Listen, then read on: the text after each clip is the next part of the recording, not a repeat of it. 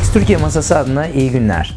Dün Amerika'dan açıklanan hizmet dışı ISM, hizmet PMI ve azalan fabrika siparişleri piyasayı şekillendirdi. Wall Street 2 günlük kaybın ardına küçük bir artış kaydetti. Dün Japon ve İsviçre merkez bankaları para birimlerinin değerini ayarlama adına piyasaya müdahalede bulundular.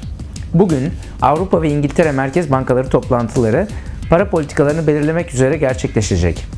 Başkan Trichet'in borçları tehlikeli seviyeye ulaşan İtalya ve İspanya hakkında yorumda bulunması bekleniyor. ABD haftalık işsizlik başvuruları bugün açıklanırken tarım dışı istihdam rakamları yarın açıklanacak. Altın küçük bir realizasyon yaparken gücünü halen korumaya devam ediyor.